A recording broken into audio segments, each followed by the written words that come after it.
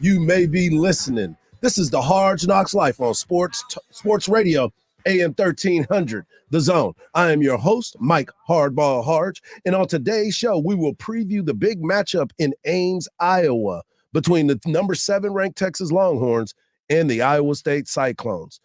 Coach Sark spoke with the media yesterday. Thursday Night Football has some carnage on both sides, and of course, there were Major League awards given out, and a couple of them you might have expected. But before we get into all of that, let me introduce you to Shannon B. Sweeney, but you know her as Salty, the salty one. Good morning, Shannon. How you doing? Good morning. It's a football Friday. First football Friday of the Hardge Knocks Life, a burnt orange Friday. You're rocking the black polo, but you've got on, what do they refer to that as? The screaming, Angry Bevo. Angry Bevo. That's the Angry Bevo. That's right. And I was sitting there, because it's almost like a school day for most of us, right? You get there, you get ready, and I'm excited to come in to bring some infotainment to the people out there because we're up early. Yep. So I try to liven everyone's drive into whatever job they may have, or some people may be coming back from the club. They may be coming back from work, overnight job. So I was sitting there trying to figure out, okay, what should I wear today? I knew I was going to wear Longhorn stuff. It's Friday. That's what everybody does around here, or whatever school you represent. It's your school day. But I was like, you know what? Let me put on that screaming Bevo, because a lot of folks are going to be screaming this weekend in Ames, Iowa. And I'm wearing black because it's a blackout in Ames. Okay, you blended in, but you still got that. I gotta make sure. That's right. People know. Gotta let people know what is going on. There you go. There's a lot of news that is coming out in the NFL. We'll get into that as well. But I wanted to talk a little bit, Salty. We got a poll question that is up there. You posted it early this morning. You and I were talking about this a little bit yesterday, and we both found this rather intriguing, and we're trying to understand why. Yeah, the WWE and the Big 12 Conference have partnered up for this year's Big 12 championship game, and what they're going to be doing, as well as some, activations and cohabitating in that space. They are going to have a custom-made title belt that'll be presented to the game's most outstanding player. The champ is here. The champ is here. So we're asking, is this cool or not? And right now, 30% saying so cool and 69% saying lame. And I got to tell you, Hardge, it's been almost 24 hours since this news came out, so I've had a little time to sit on it. Yep. I'm leaning more towards the lame side. Tell me why. Tell me why you think it's lame. In recent years, right, like the turnover chain, and some schools already have a belt of sorts. This year, I've seen even fans rocking the giant chain with the Longhorn on it. Correct.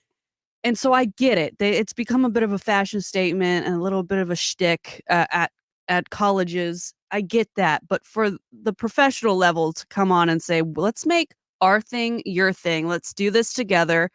I think it's really a ploy for the Big 12 to kind of try and remain as relevant as possible as their two biggest brands leave the conference. Well, also, if Texas and Oklahoma are the ones playing in this game, they're going to win that belt and never look back. Right. And then you sit there and you look at it, and it's a great point that you bring up, because the standings in the Big 12 are so close. You have 3 teams that are 5-2: Oklahoma State, OU, Iowa State, which Texas will be playing this weekend, Kansas State. All are tied at 5-2. There's some big games across the Big 12. There's big games that start tonight. Colorado's playing. You get a chance to watch Dion play tonight. There was news that came out. Our man Kirk Bowles of the Austin American-Statesman said that on Tuesday, UTSA's head coach, Jeff Traylor, had a 90-minute interview with, you guessed it, folks, the Texas A&M Fighting Aggies. Do you think tonight they host USF in San Antonio? Do you think that Jeff Traylor takes that job at A&M? They're 7-3. It ain't like it used to be. Ain't going to be like it used to be. And that's going both ways, Hardge. It's exactly what it is. It ain't like it used to be. But here's the fear that a lot of Texas fans, and I was watching on social media when the news came out, the one thing that they did not want to see happen was Jeff Traylor and A&M together. Yeah, and as a Texas fan, I totally agree. And I love Traylor, and he loves me. He does refer to me as Salty. I don't think he's ever called me Shannon whenever we've communicated. And obviously, he's got ties to the University of Texas, so that's always hard when you see someone who you used to cheer for now on the opposite sidelines. But I think it's a great hire and option for Texas A&M because you're not going to be giving him a similar contract as a Jimbo, Nope. right? Because he's coming from a smaller program. He's yet to like really prove himself in the way of winning a national title.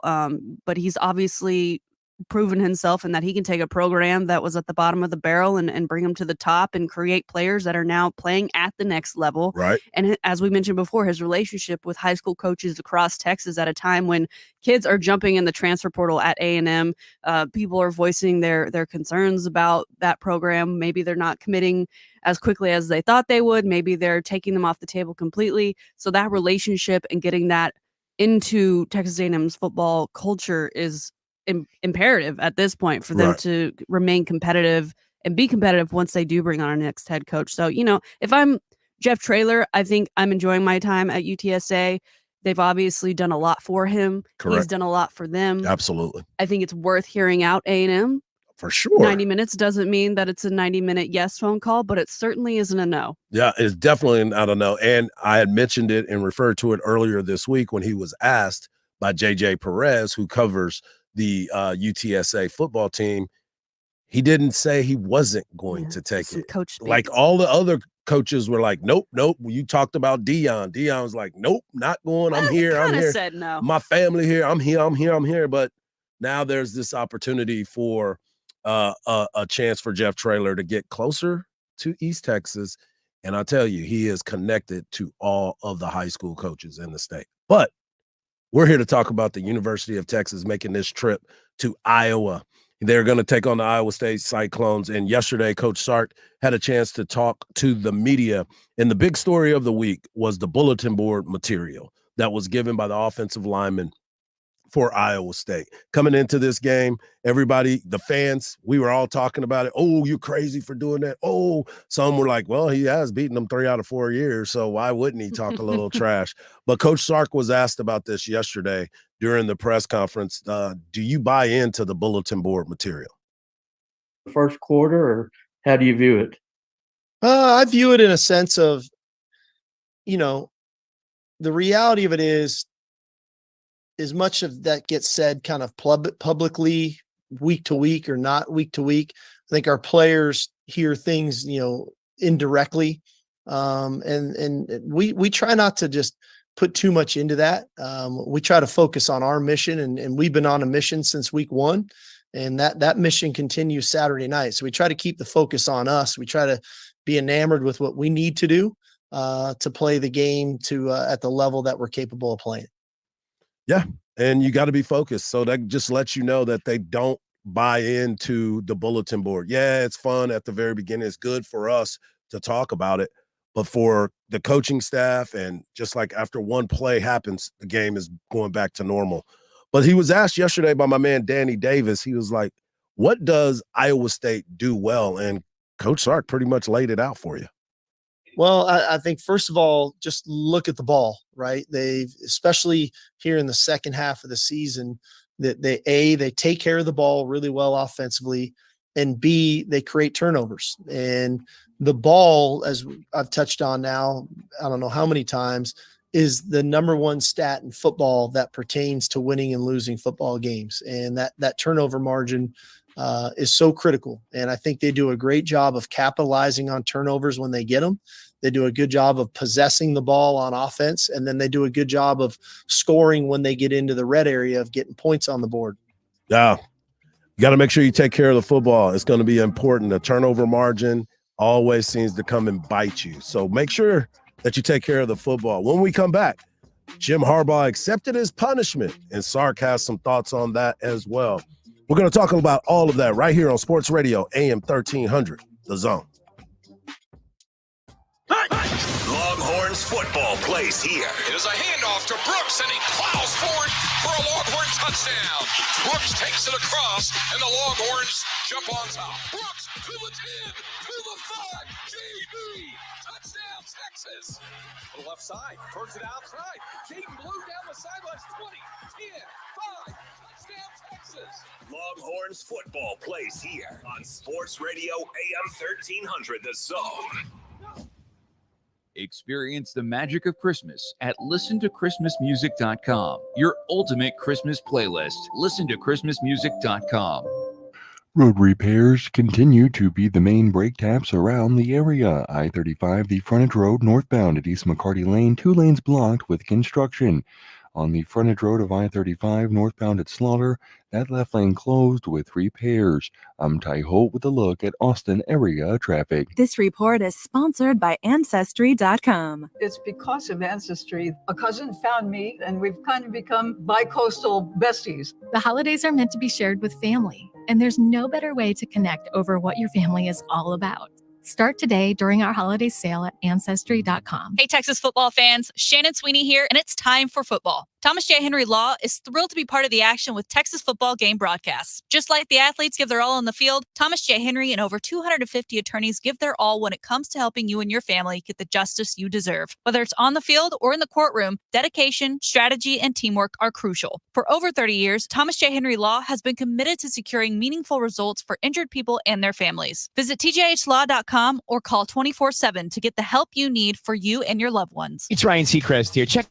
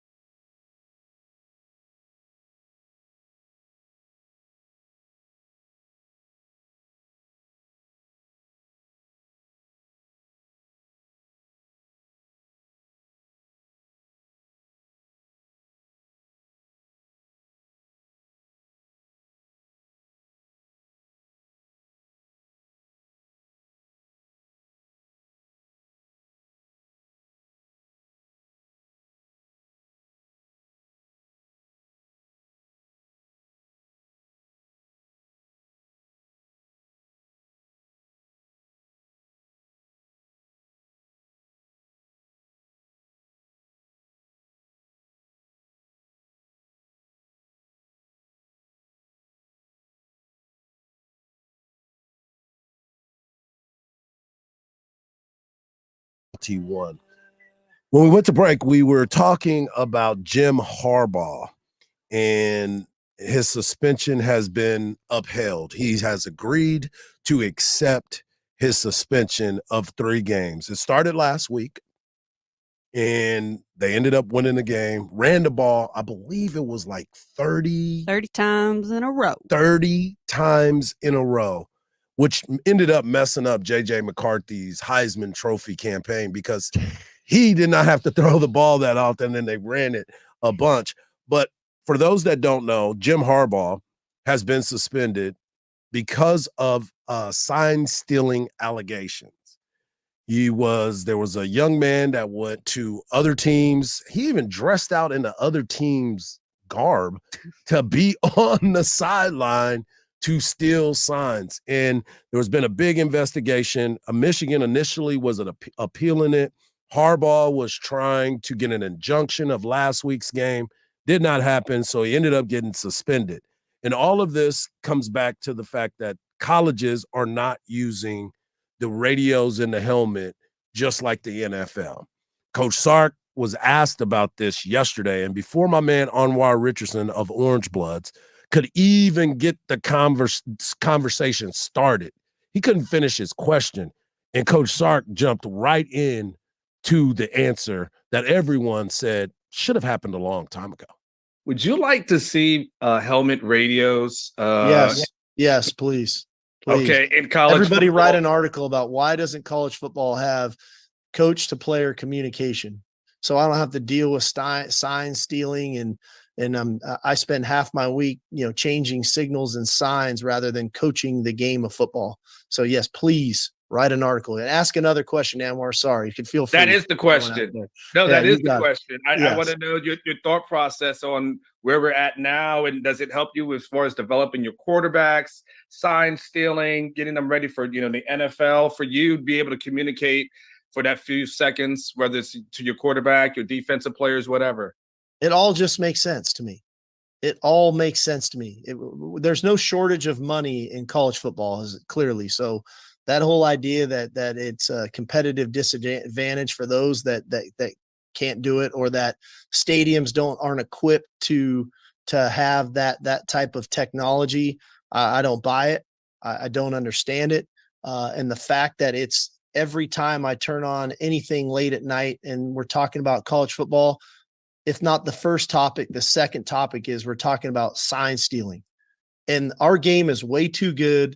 There's too many good stories going on right now in college football that's at the forefront of what we're doing. It should be at the forefront because I think what was going on was wrong.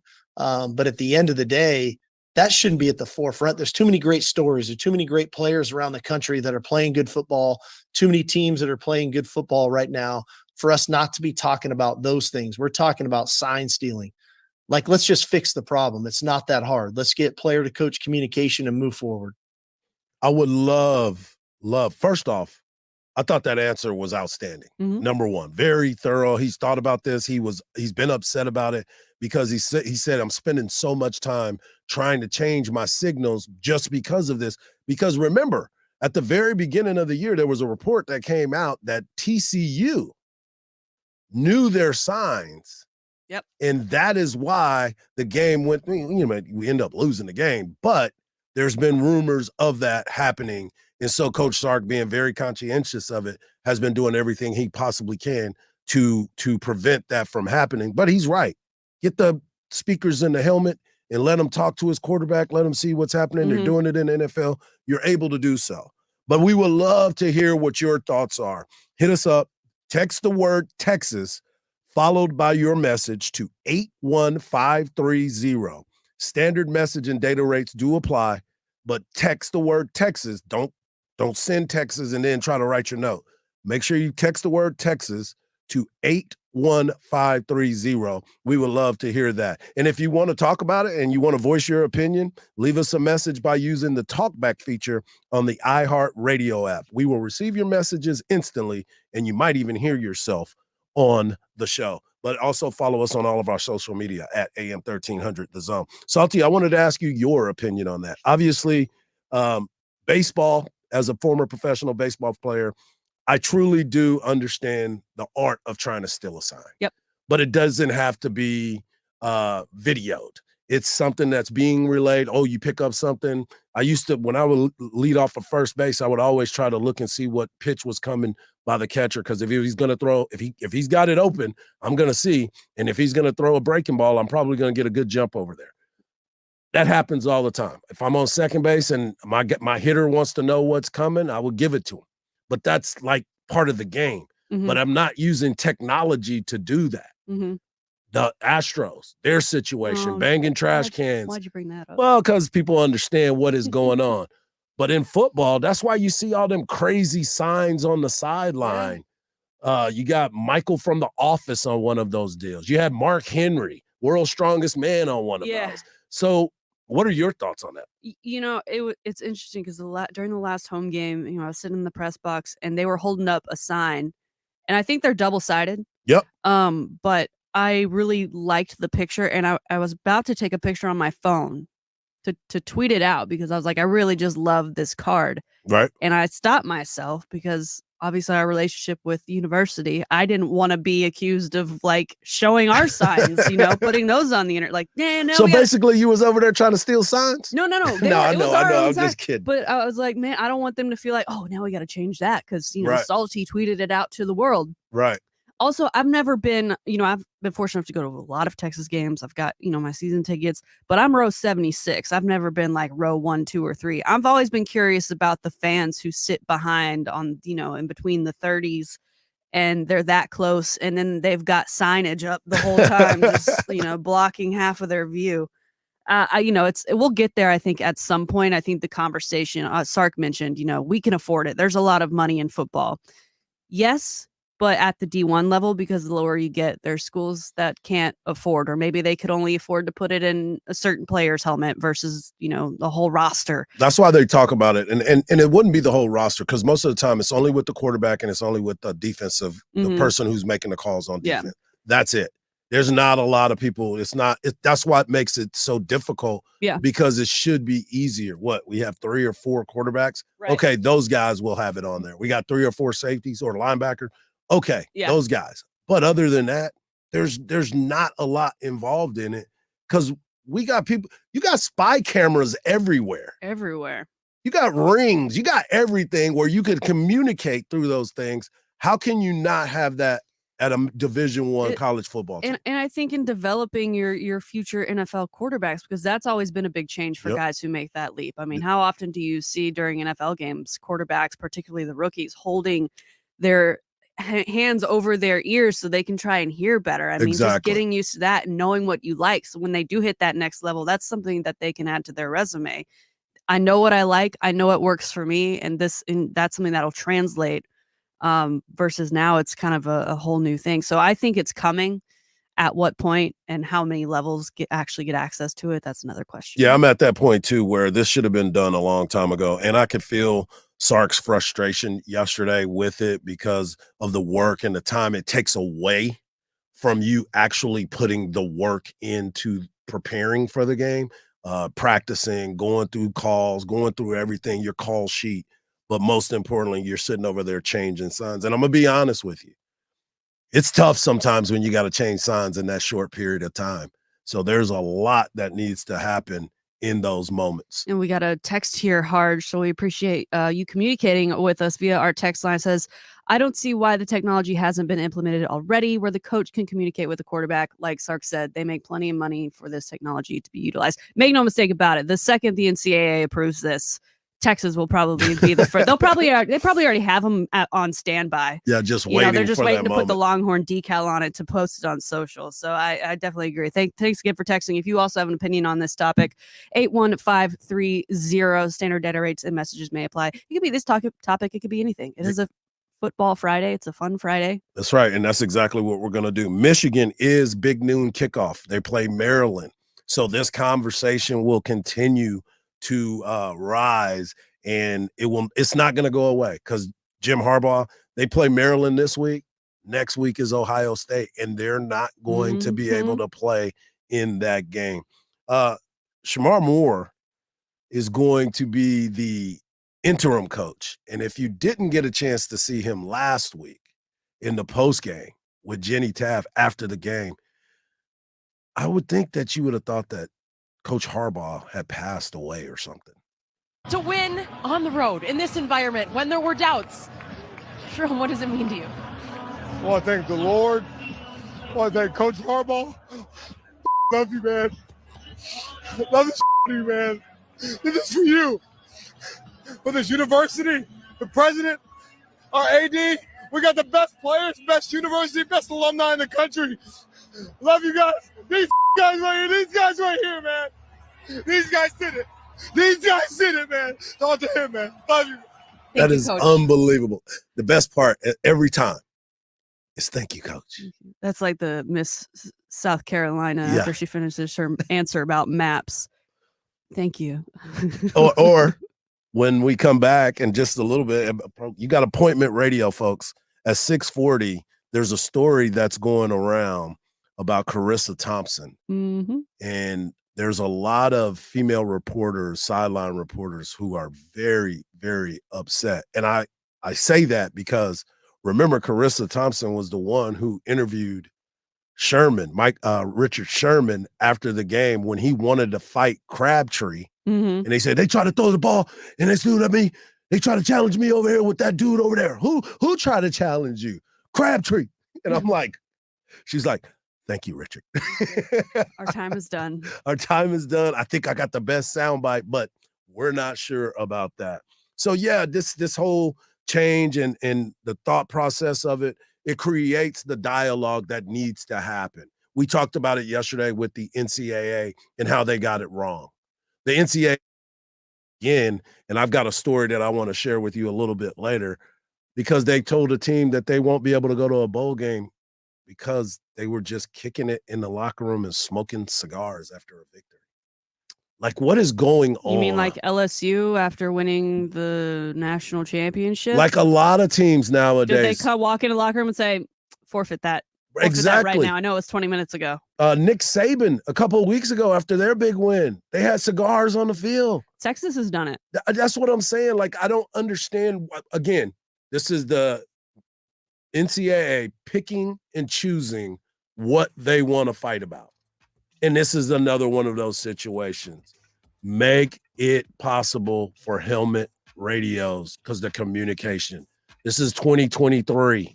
This should have been done a long time ago. We already told you about appointment radio coming up next. It's the salty one with her shakedown. And she's got some very interesting stories that I think you're going to enjoy.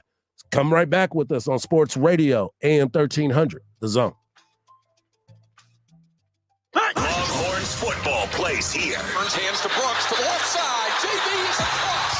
Touchdown, Texas. Got the first down, breaks the tackle to the 40. Say goodnight to this one. C.J. Baxter on 4th and 1.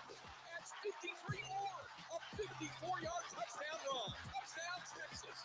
It only takes a Longhorns one play to cash in. Longhorns football plays here on Sports Radio AM 1300, The Zone.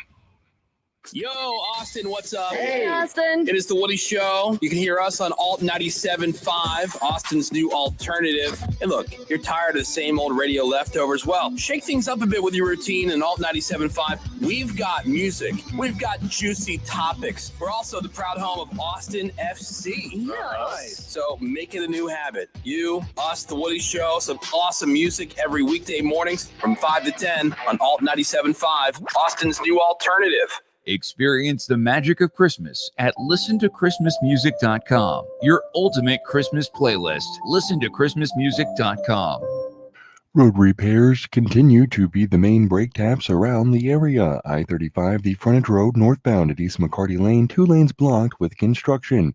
On the frontage road of I-35 northbound at Slaughter, that left lane closed with repairs. I'm Ty Holt with a look at Austin area traffic. This report is sponsored by eBay Motors. eBay Motors is here for the ride with the parts you need for the prices you want. And with eBay Guaranteed Fit, it's guaranteed to fit your ride the first time, every time, or your money back. Keep your ride or die alive at ebaymotors.com. Eligible items only, exclusions apply. Callahan General Store wants to know, did you get some rain? You know it's going to cool off. And Callahan's have plenty of warm jackets and rainwear, along with rubber boots. Callahan's has everything you need to winterize your yard with. Callahan's has everything we hunters need, from cast iron cookware to sausage grinders, along with seasonings.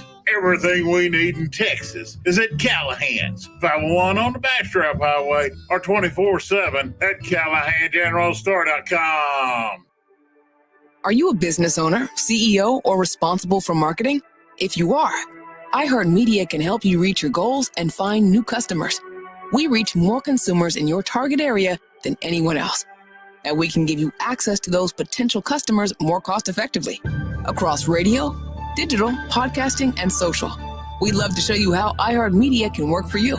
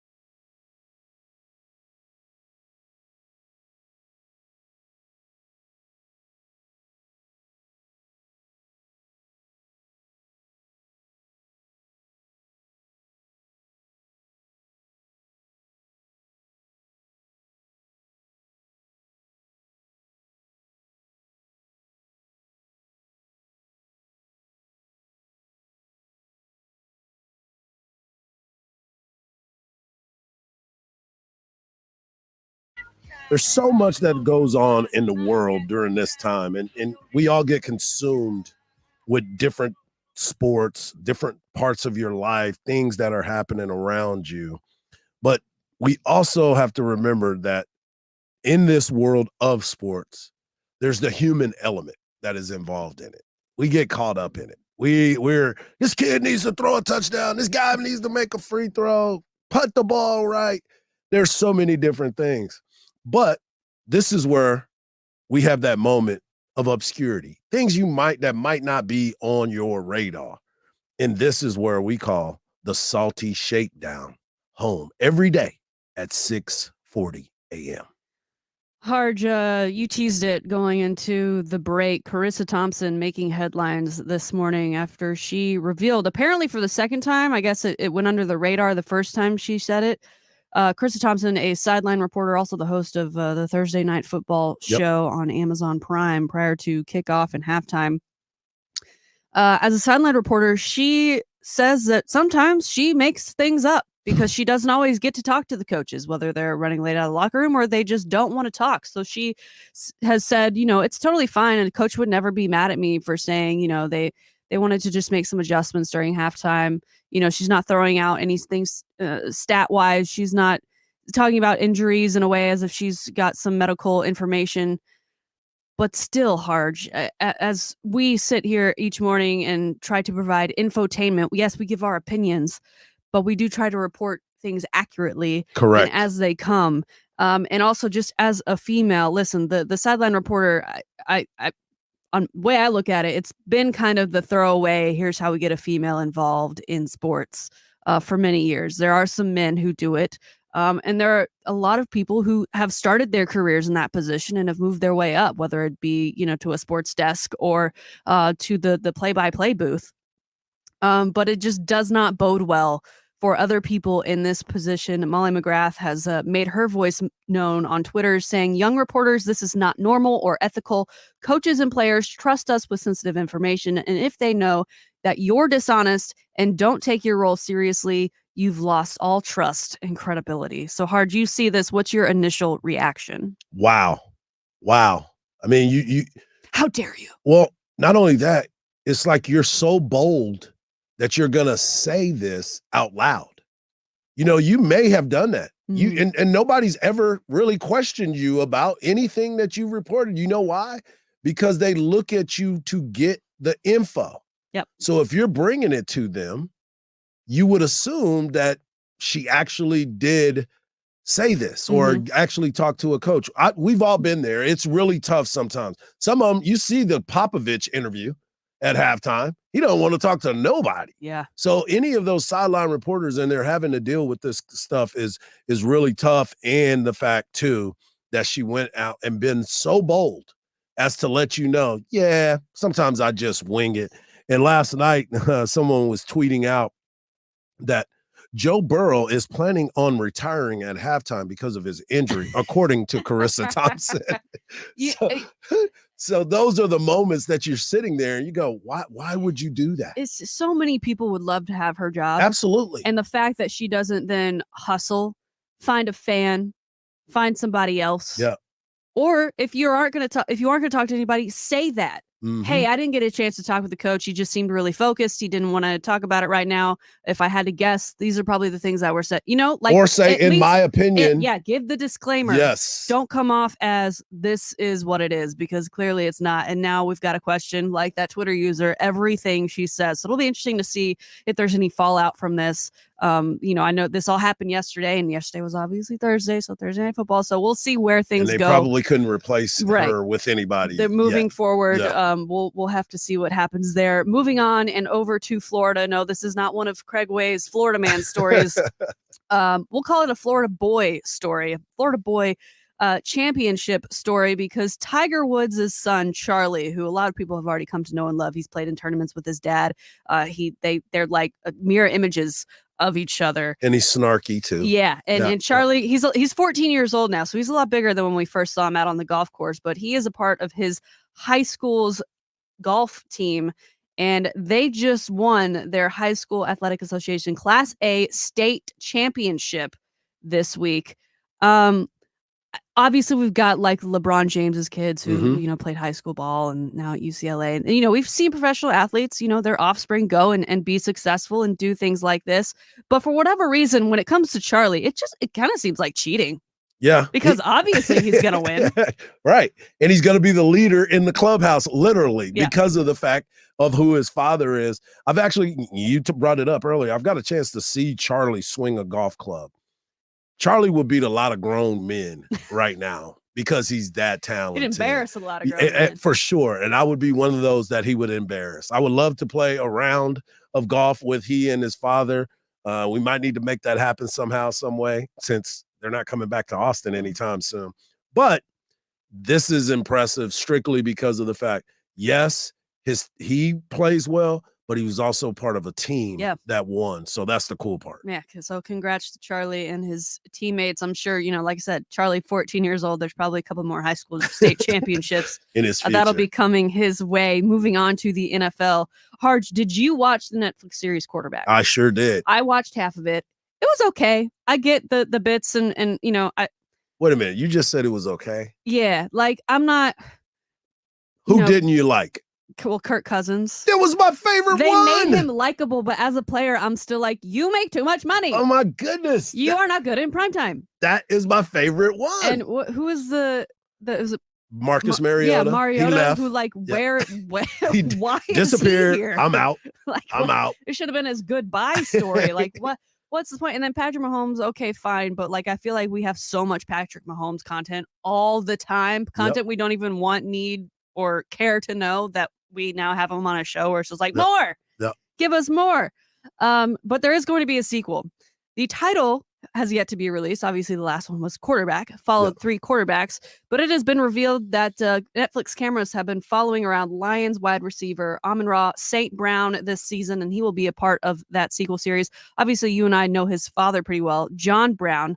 Here we go with another athlete to athlete story with his father being what was his father? He'd like a world champion bodybuilder. Yes. Yeah, and Black Coffee. Mr. Universe. Mr. Universe. Black Coffee, that's right. He has raised some exceptional, not only athletes, but kids. I mean, they made straight A's all through school. They can speak multiple languages. Yeah, I think they're like trilingual. And now Amon-Ra finds himself on a successful Lions team and the center of a Netflix docu-series. Do you think this one, you said you enjoyed Quarterback, but does this one maybe excite you a little bit more? It definitely does. This is a show that I will be a part of. When I say a part of, that means I'll be watching it. Check out his interviews in between clips exactly. of field game. But yeah, this is cool because it's an entertaining family when you think about it. His family is very entertaining. His father, Mr. Universe, multiple time Mr. Universe. His, like you said, all 3 of his kids were Division I athlete, 5 stars. Went to Stanford, one went to Notre Dame, and Amon-Ra went to USC, and 2 of them are still playing in the NFL. So Black Coffee, John Brown, him being on there. Oh yeah, I'm all in on that. Yeah, we're coming up against it, but real quick, I want to say, they featured 3 quarterbacks, so you'd think they'd feature maybe 3 of the same position here. So Amon-Ra St. Brown, wide receiver. I would also like to see, I think, CeeDee Lamb and Jamar Chase. Oh, do you have any names to throw in there? Jefferson. Just JJ. Yeah, because they have a lot of fun. But then we get more Kirk Cousins. Well, not necessarily. Kirk is going through surgery right now, so he's out for the year. You might get Josh Dobbs. You might get you some Josh Dobbs. Okay, so I might be able to handle that one. No doubt. A little bit better. No doubt. There is today's Salty Shakedown. When we come back, that's a good Salty Shakedown. I appreciate that one, Salty. When we come back, we're going to talk a little bit more about this Big 12 conference and preview some of the games that will happen tonight as we break into Football Friday right here on Sports Radio AM 1300, The Zone. Longhorns football plays here. Swings it wide open in the end zone. Adonai Mitchell, welcome back to your hometown area. A.D. Mitchell, a 14-yard catch and a Texas touchdown. Call it. Touchdown, Texas. What a great play fake. Quinn Ewers, 42 yards down the boundary. X marks the spot for a second Longhorn touchdown. Longhorns football plays here on Sports Radio AM 1300, The Zone. Experience the magic of Christmas at listentochristmasmusic.com, your ultimate Christmas playlist. Listentochristmasmusic.com. Road construction continues as you make your way on I-35, the frontage road northbound at Runberg. We do have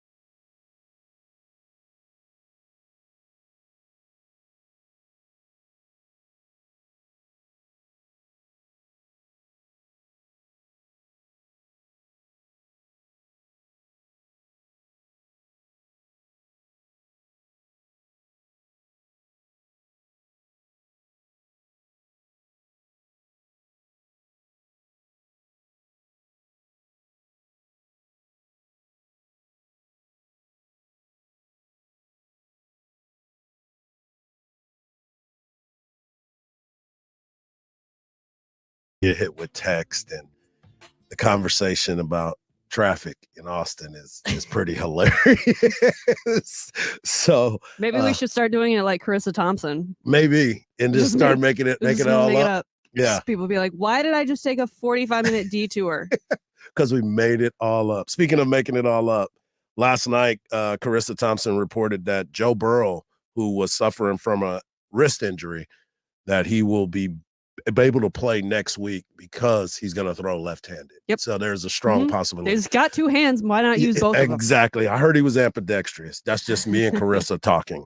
But I do want to bring up the fact that Joe Burrow did get hurt last night in the team's 34-20 loss to the Baltimore Ravens. Not only did Joe Burrow get hurt, but their top pass catcher for the Baltimore Ravens, Mark Andrews, left the game with a possibly and season-ending left ankle injury. Mark Andrews' injury seems to be very serious, Coach Harbaugh said, and he thinks the form of the high tackle, which has been up for debate for quite some time. Remember, he said that probably led to the injury. You know, they always talked about the pulling from behind on the tackle horse collar. That was part of the rules, and they had to change that. Mm-hmm. And I believe that they're going to work on this hip tackling deal where you're getting behind them and you just kind of pull them to the ground and roll up on their ankles and their knees. And that's kind of the same type of deal. And that's what that injury looked like as well for Mark Andrews. So you got to make sure you're working on that. We also have our poll on our AM 1300 Twitter page, or X, whatever you're calling it. And the poll was the WWE style belt for the most outstanding player in the Big 12 championship game. What do the people say about that? Right now, most of the votes leaning towards lame. Yes. That it is lame. We've got lots of votes coming in, and 75% saying lame. The rest saying cool. Hardge, why is it called most outstanding player? Why is it the mop player, not the MVP? I don't know, because they don't want to call them valuable. They don't want to call them valuable. They just want to say that they had an outstanding game. As a person who has done a lot of baseball games for Flow Sports, Peak Events gives out a championship belt to the game. I mean, for the team that wins the tournament and has the best record during that weekend. So I've seen these types of belts. It's not truly a WWE type of belt, but it is one of those belts that the team seems to get excited about. They get excited to hold it up. If I'm the mop here and I'm handed a belt, I'm treating it like a Christmas gift I didn't ask for.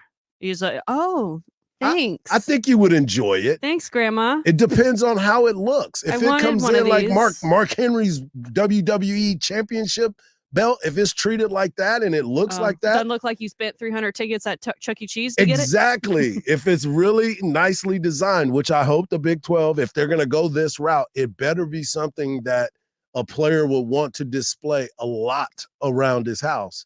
I would definitely be in favor of that. You know what I'm in favor of tonight? Deion Sanders, prime time, Coach Prime. I hope they got their jewelry back. I hope the players figured out what happened with that. Deion Sanders will be on display tonight on FS1, Colorado and Washington State. They play at 9:30 tonight, Salty. 9:30 tonight. I don't know if you're going to be awake for that. I'm going to try my best because this is my time now. I get to sleep in a little bit. I'm going to be a sleepy sleep. Also, the big story of tonight's game is South Florida taking on UTSA. If you missed the beginning of the show, UTSA's head coach, Jeff Traylor, had a 90-minute interview with the Texas A&M Fighting Aggies, Ross Bjork. Make him a deal According he can't to refuse. Carissa Thompson? No, according to Kirk Bowles. Okay, and Kirk Bowles been around for a long time. People, facts. So we got to give him some credit. But I do want to talk a little bit more about that move. I want to talk a lot about this big game with the Texas Longhorns as they travel to Ames, Iowa. We're going to talk about it right here on Sports Radio, AM 1300, The Zone.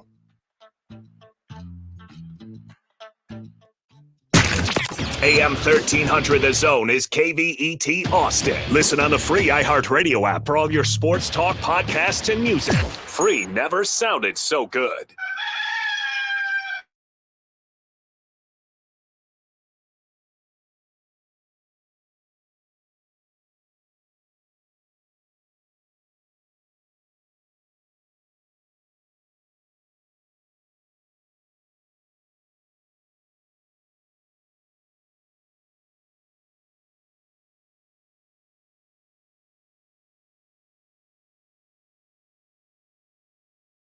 Before we went to break, we were just talking about Jeff Traylor and what's been going on with him. UTSA, they have a big game tonight. They are 7-3. They will be going up against South Florida, who is 5-5. Jeff Traylor, hot name, been doing his thing for quite some time. They knew that he was going to be in demand. Everybody knew that. After that successful year, he had a good run out there as well. This is his fourth season. He has this overall record of 37-13 and 27-3 in conference games. So he's an exciting guy. He's a good coach. He's from the state of Texas, and the Aggies are definitely looking to make a great hire, not just a good hire, but a great hire. And some people are saying, well, he's not the splash hire. It doesn't matter. It doesn't matter that he's not the splash hire for you. In the state of Texas, that's a splash hire. Nationally, not. So when you look at Jeff Traylor and his possibility of going to Texas A&M, it changes the dynamic of recruiting. They're going to open the pocketbook, not necessarily for him, but with the NIL and everything else that's going on, they can't waste money this time, and they need to get somebody that they feel will be there for quite some time. I don't think Jeff Traylor, where's a bigger job for him next, unless it's the University of Texas. Yep. So it's one of those situations. So that's something to pay attention to. And as an alum, you talked about it earlier, that kind of worries you because Jeff Traylor is that dynamic of a recruiter as well. Yeah, we enjoyed him when he was at Texas. We've enjoyed him when he's been at UTSA. And this, for the last couple of seasons, he's had to go through this kind of scenario where his name gets tossed around. Mm-hmm. And clearly he said no to those jobs. But he probably said no to those jobs because they weren't the right fit and They weren't at the right place and they weren't at the right time. But here we are another season later and he's taking 90-minute interviews. Exactly. So that's something to pay attention to as they get ready to play their game tonight. The game that we're going to talk about right now is the big game, Texas traveling to Ames, Iowa, a blackout in Iowa. And this is going to be a game that is everybody's kind of worried about. They've been talking about it for quite some time. Quinn Ewers will be back, so that's going to be big for him in being able to play. But the big story is the running backs. Jonathan Brooks is going to be out for the rest of the year. He suffered a torn ACL, and people are kind of wondering, okay, what's next for this running back room? CJ Baxter came in, highly touted, somebody that they really wanted to get here. He came in, started the season as the starting running back, but then he ended up getting hurt. Jaden Blue is in that room, Keelan Robinson. So Sark was asked yesterday about what's going on in that room and how are the backs doing this week?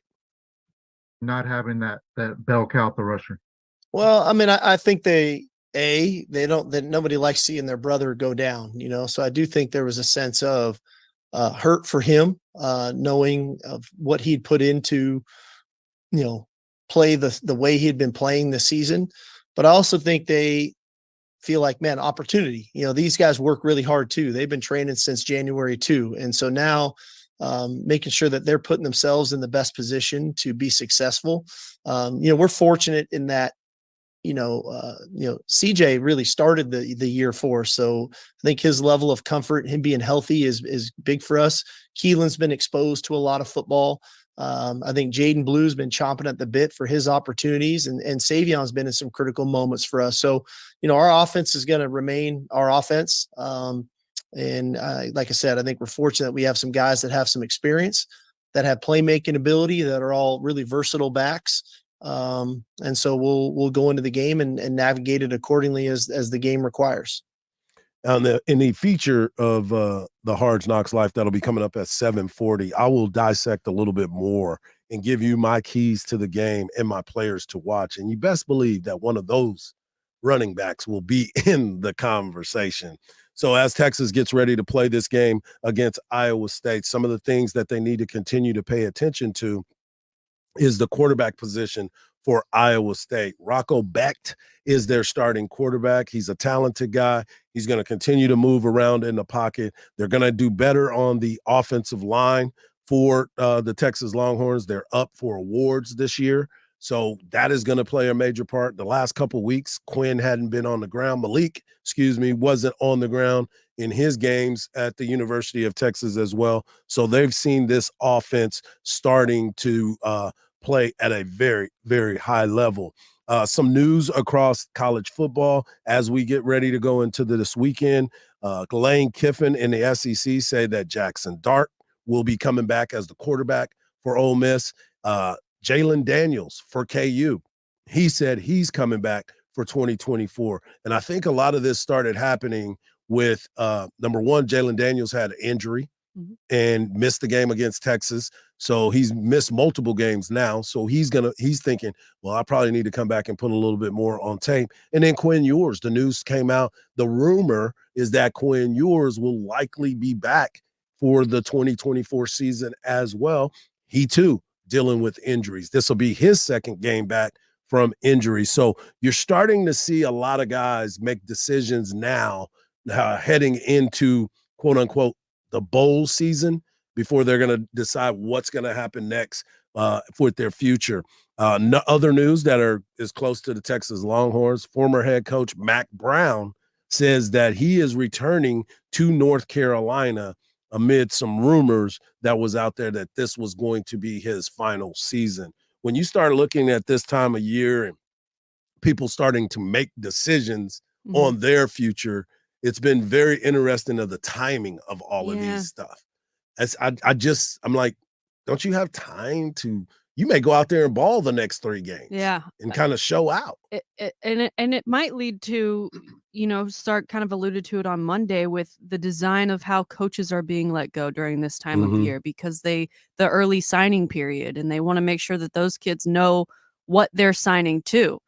And the same could potentially be said about, guys choosing to stay and what that could mean for someone's decision to sign with a program, or them not staying and what that could mean in return. It's interesting you mentioned Jalen Daniels of Kansas, and I don't know that this would have ever come out of my mouth before, but with Texas and Oklahoma leaving and Kansas playing the way they have this season, I think they'd be one of the top teams in the preview for the Big 12 next year to potentially make it to that Big 12 championship game. And I think that's something that Jalen Daniels is very aware of and something that he can put on his resume. Same for Quinn.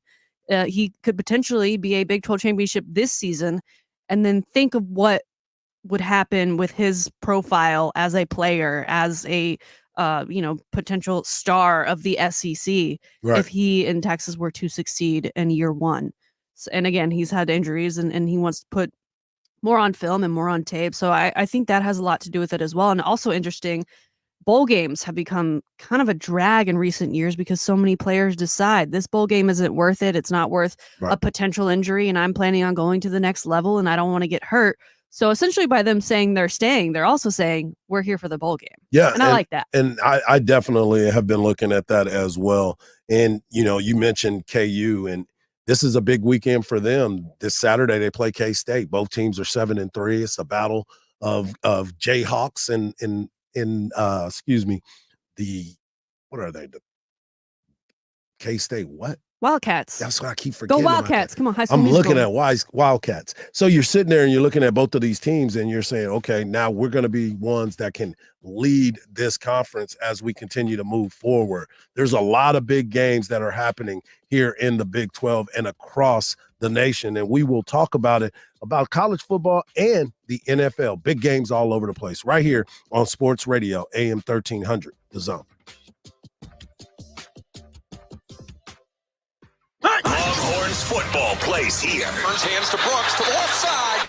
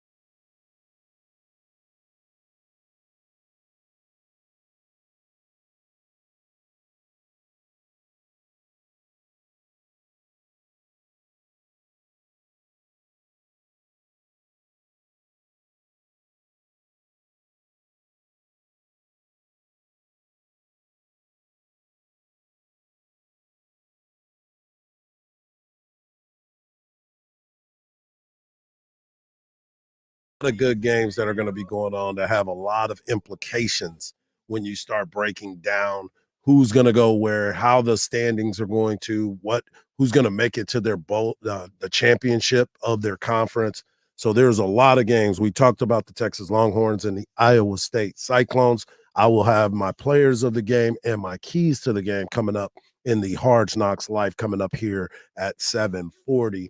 But right now, I want to take a look across the Big 12. As I mentioned, Kansas State Wildcats versus the Kansas Jayhawks tomorrow night. Big game, but Kansas is a 9.5-point dog. K-State is playing good football. Chris Kleiman is one of those coaches that I've been very fond of. Lance Leipold is a guy that's been in a lot of conversations for a bunch of different positions across the nation.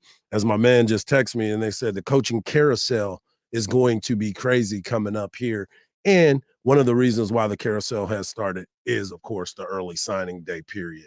Coach Sark talked about that on Monday and how frustrating it is a lot of times because everybody's trying to figure out what's next, and you want to have your coaches in place. Probably why Jeff Traylor was on a 90-minute phone call, Zoom call on Tuesday. A&M is looking at it like, hey, we can't have our guys jumping ship, and we want to hold on to our recruits. So that's going to be a fun look across college football as it gets ready to get started.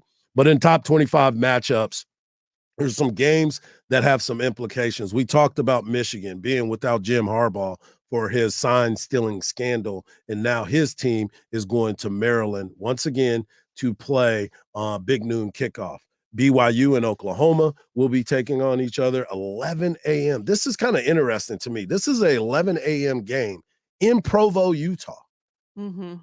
What's the time change there? Are they in that mountain area where their time never changes?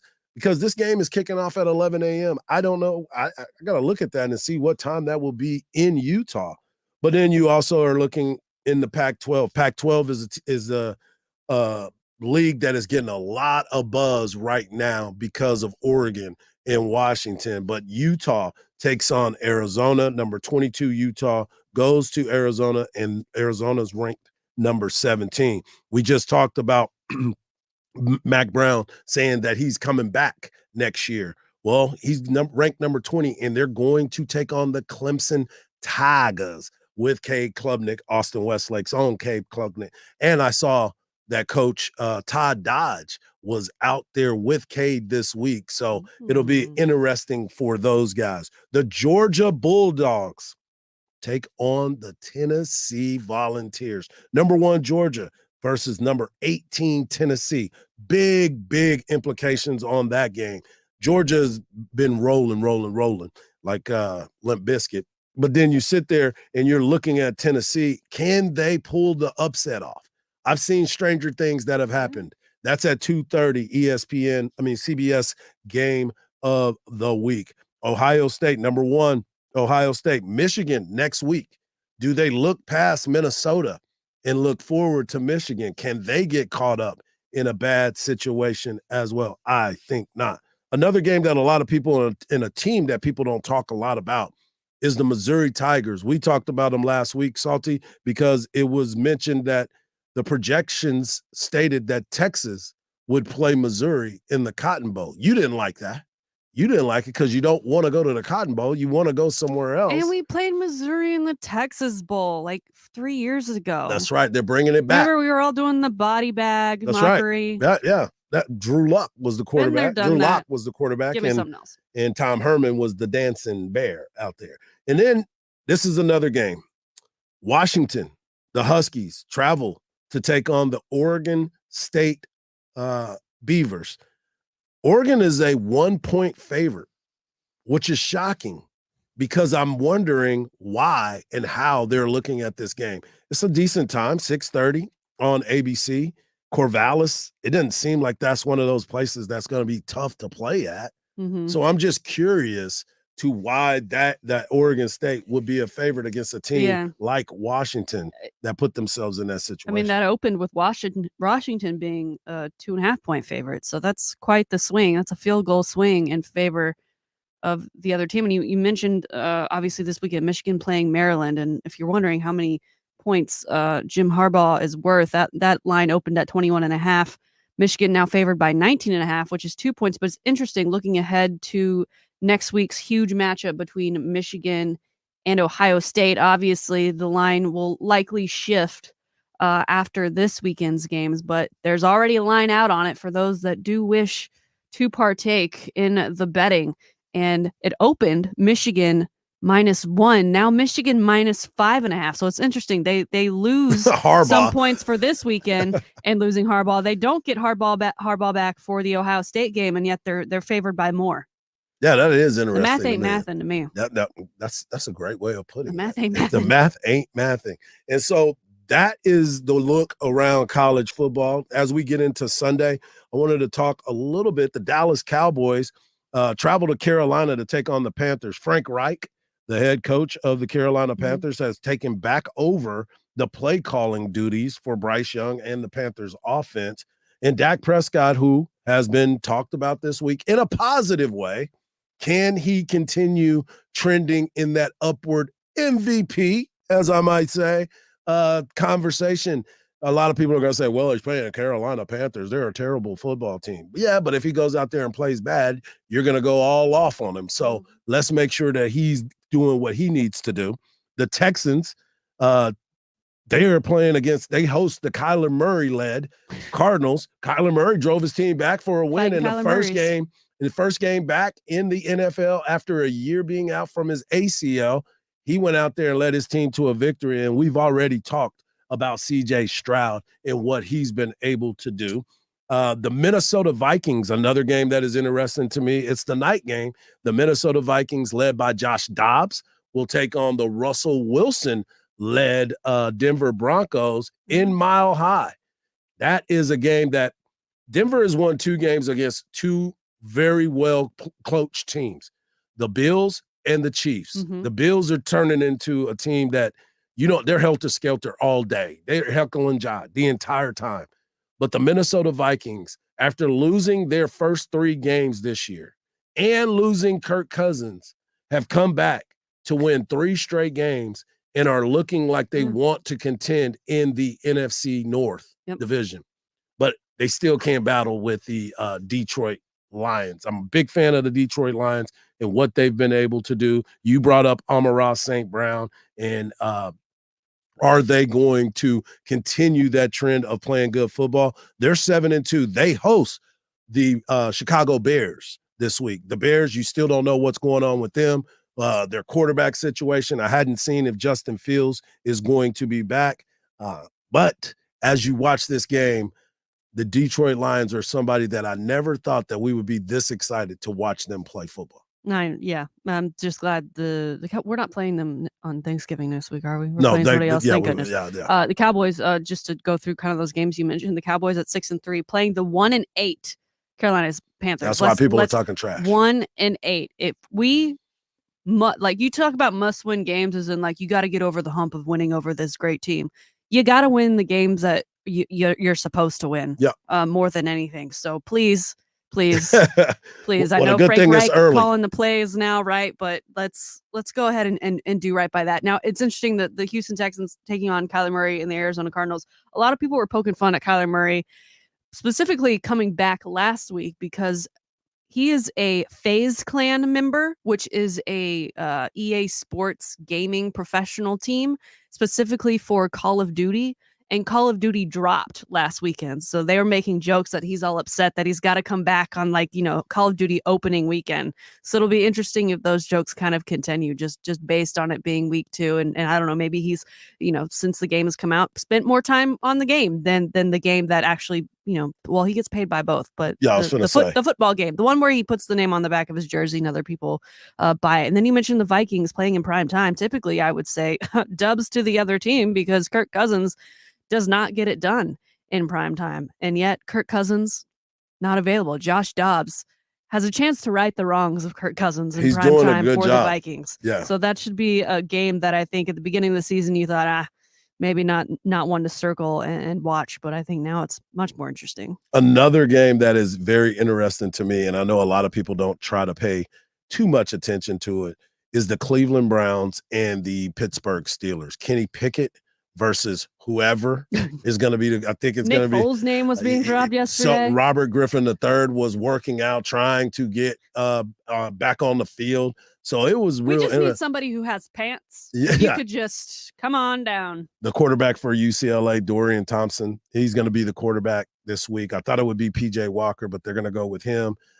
Kenny Pickett, Kenny Small Hands Pickett is what everybody's calling him. He doesn't play beautiful football, but he makes 2 or 3 plays in a game, and he is 6-3. Mike Tomlin, the man on the sideline with the sunshades that is no nonsense, just tell it like it is. No matter what it is, he continues to find ways to get dubs, and that's the most important game. That's a huge, huge matchup in the AFC North. So the Steelers and Brown, all these games that we have been mentioning, a lot of them are at noon.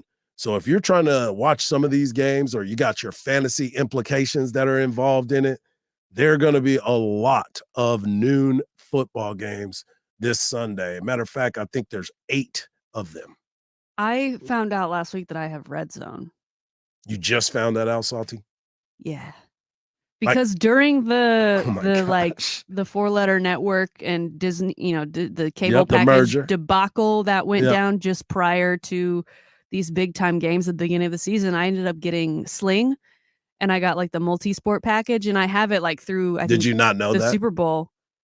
No, well, it's weird because I don't have like regular Fox. They give you FS1, they give you all the ESPNs. But you don't have the local one? But yeah, it doesn't give you the local one. So while I was like trying to log into my parents' cable account to get it up, I had Red Zone on. So I could see She didn't say that, Cowboys folks. plays. Those that are listening, she didn't say that. Yeah, if you want the password. No.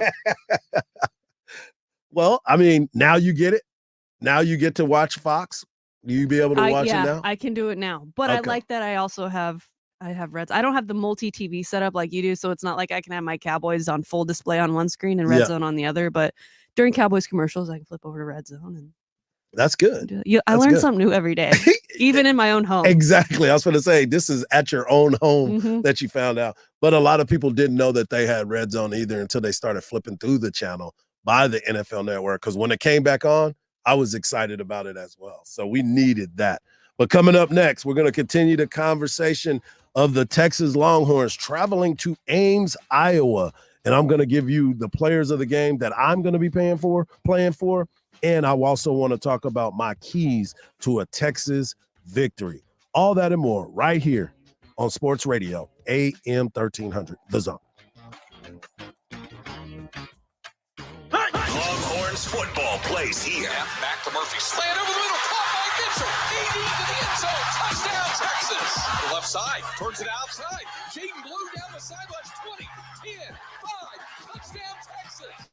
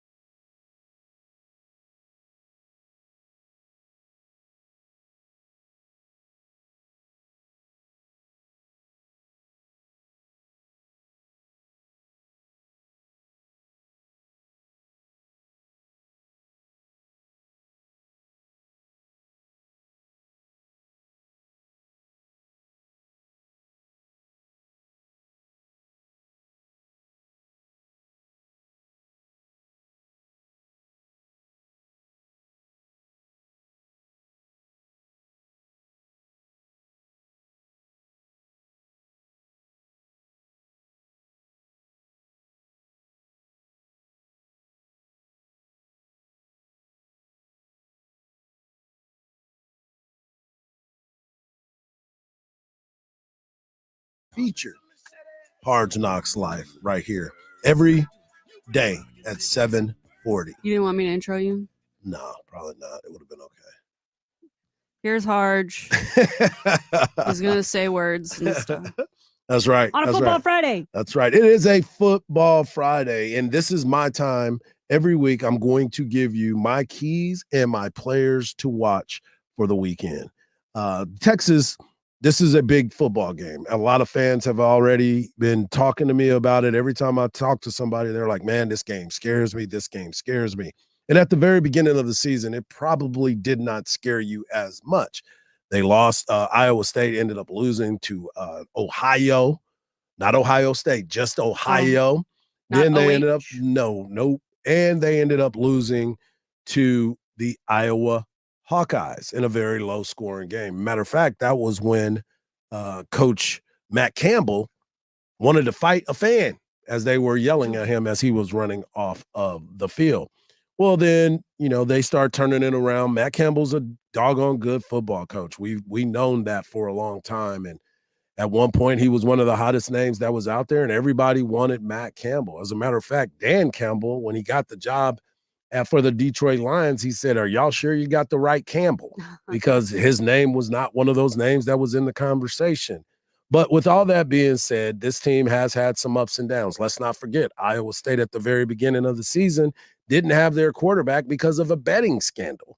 There was a lot that was going on at Iowa State. Well, of course, they turned it around. They're playing really good football. And as we talked about before, they are 5-2 in the conference and trying to get themselves to the Big 12 championship game. But they have to play against the University of Texas football team. Matt Campbell mentioned this team. He said they're good on all levels, talking about the Texas Longhorns. And as they get ready to face each other, there was something that happened a few years ago that might have changed the culture around here. And so Coach Sark yesterday was asked about the culture change and what's going on with it. Confident going into Ames this time than the way you left it last time. Well, sure, of course. I think that we've put in a lot of hard work into not only developing our players physically, but developing our culture. We spent a lot of time on that, and those guys were at the forefront of that development. And a lot of those guys after year one could have left and went to another school. After last year, could have left and gone to another school if they didn't see the growth and if they didn't see the vision of where we were headed as a program and why we're demanding of certain things and why we're empowering certain players to become leaders on this team. And so the fact that they get this opportunity to go back to that place, let's call it the scene of the crime, okay, to kind of for a little bit of redemption. I think I'm excited for those guys that they get this opportunity because there's been a lot of blood, sweat, tears that have gotten to us to this point. And now the fact that they get to go back out there and play again and put a better version of Texas football on the field, I think that they're excited about that and looking forward to it. And I know why they're excited about it. And as Coach Sark mentioned, the scene of the crime. Not only was it the scene of the crime, but it was one of the most epic rants that the University of Texas has ever dealt with. It's real! Some of you need to get in the transfer portal. You want to go? Get in the This ain't a game to me. If you think it's a game, get the off of this bus. I got my ass kicked. And you wanna laugh? It's real. You think it's a joke? And some of you do transfer out of this because I'm tired of this. This real. And we want to laugh and joke. That. Yeah, that's where the scene of the crime was. They went to Ames, Iowa, didn't play well. 2021. And everybody was upset about the outcome. None more upset than one Bo Davis, which is why this defensive line, they've played at a very, very high level. And when you sit here and you think about Devondre Sweat, Vernon Broughton, Byron Murphy, and Barron Sorrell. Those guys lived that. Yeah. Jalen Ford lived that. Yeah, that game, 2021, the final score 30-7. So that's why Yes. Bo Davis felt so strongly. The offense of Texas only put up 270 yards to the Cyclones 476. Not a great look for the Texas Longhorns. Also, not a great look that rant was also recorded by a player as you're being chewed out for Yeah. not taking things seriously. And here you are, and you're like, I'm gonna get so many views for this. Yeah, well, and you we're know what still it- getting views today. And the fact that Bo Davis is a coach that runs hot anyway. So he understood the assignment. He's got these guys ready to go. And that is why I believe that this defense is going to play one of its best games, especially up front. So my keys to the game is the lines of scrimmage. Texas has done a great job on both sides in handling things. I need the defense to impose their will against Iowa State. The O-line is a semifinalist for the best O-line in the nation. But as I said, this is where they really have to show it. It's going to be a rowdy crowd.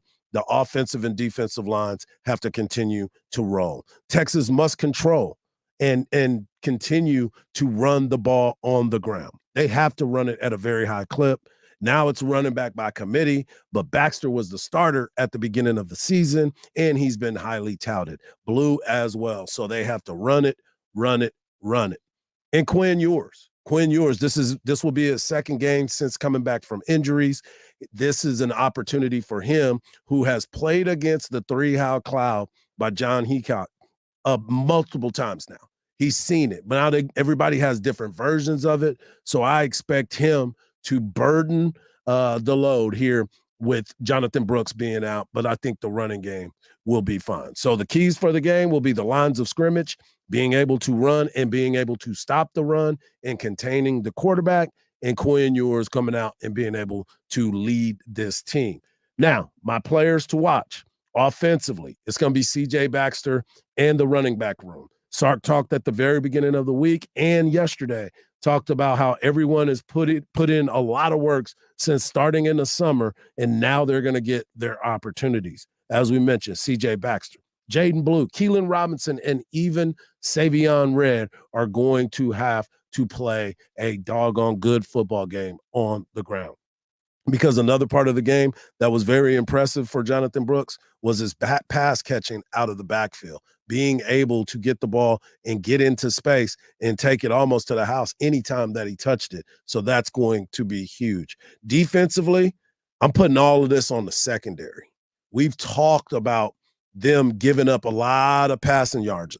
Some of it is because the running game didn't exist for the other team. So that is what they do. So now they're behind. The other team has been behind in those games as well. So I'm looking at the secondary. A few weeks ago, Sark said, we really want to focus on turnovers. Since that conversation, they have created a ton of turnovers.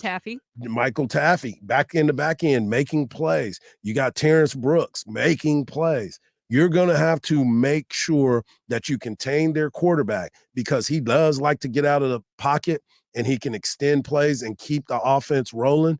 But those are the types of plays in the secondary. Make sure you're understanding that the play is never over until you hear the whistle being blown. So continue to make plays, because he's going to make plays with his feet, and he's going to look to throw the ball downfield. Now, Hardge, in more recent weeks, Sark has kind of been criticized by the fans of, you're playing too aggressive here when you should be taking the field goal points. You're not playing aggressive enough here. Your thoughts on potential red zone and play calls if it comes to a 4th and short? Are you taking the points because you're in Iowa State at night, senior night, blackout night, all the nights? Or do you think let's keep being aggressive because eventually it's going to pay off? I think you continue to be aggressive, but you also have to pay attention to the scoreboard. If you are winning this game and you are ahead, you definitely need to kick the points. You take the points every single time you're down there. Don't ever leave without getting points. But if you're behind, go for it, baby.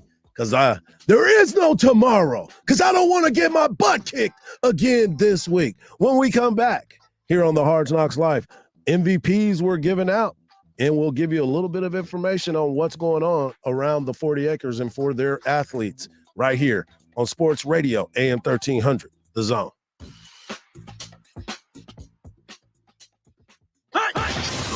Longhorns football plays here. It is a handoff to Brooks, and he plows forward for a Longhorn touchdown. Brooks takes it across, and the Longhorns jump on top. Brooks to the 10, to the 5, JB, touchdown, Texas. To the left side, towards it outside. Jaden Blue down the sidelines, 20, 10, 5, touchdown, Texas.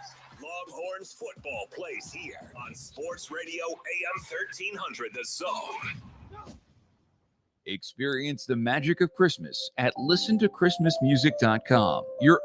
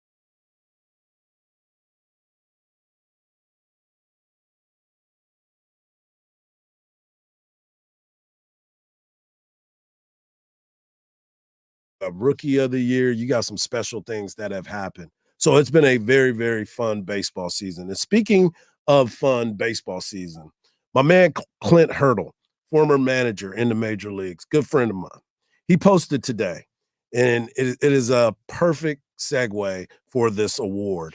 It says, baseball is a game of individuals' responsibility aimed towards a collective game. Know yourself, like yourself, and be yourself. Your players and your coaches will respond to you and be if you're an authentic person. Lean into it. It's not what I'm doing, it's who I'm doing it with. And today, I'm doing it with you. I'm glad to be back with you, Salty Shannon B. Sweeney. It has been a fun first week right here at AM 1300 The Zone. We are back at home, and I want to thank everyone for tuning in to us, because this has been a process. This has been a journey. We've all had our windy roads, but our roads came back home together, and that's where it's supposed to be. Yeah, it's been a fun week, and going to do it every morning. That's right. From here on out. But also special today, you know, Craig Way, he does a lot for the University of Texas, as he should. He's the voice of the Longhorns. He is on the road to Iowa, and then after the game Saturday night, he's got to hop a flight to New York for the men's basketball tournament at Madison Square Garden. So we're going to be here this afternoon with you from 2 to 4, having fun. Obviously talking a little bit more football. We might get carried away with some other things. We've got a couple like culture lists from the city. I know you've got a burger list to show me. I'm a burger girl. I'm all about the burgers. So all about them we're gonna have burgers. fun this afternoon. And so you know, if you want to cut out early on a Friday and bring us along with you, bring us to your happy hour, play us That's on your right. speakerphone, and let everyone enjoy us. We're gonna have fun. So we'll be back with you again later today, 2:00. I know y'all just can't get enough of us, or maybe you don't want that much of us, but you know what? You're getting that That's too much of bad. us today. That is how we get down. So we left you yesterday or earlier this morning with a poll asking you the question about the championship belt that will be given to the most outstanding player. And 70% of you say it is lame. Nobody wants that belt. But you know what Straight will in the garbage. not be lame? Listening to the Texas Longhorns right here on AM 1300 The Zone tomorrow night as they take on the Iowa State Cyclones. Thank y'all for tuning in. This is the Hardge Knocks Life. I'm your boy Hardball Hardge. And just remember this, don't believe everything you see, because even salt looks like sugar. Peace.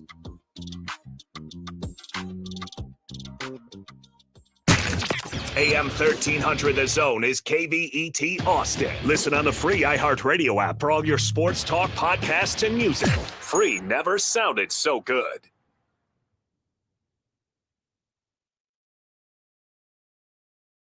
You're out, you're about, but you want your Dan Patrick. Well, good news, he goes everywhere with you. If you missed the show, you can podcast it. If you want to see the show, just go to Peacock, and we stream it live every weekday. Watch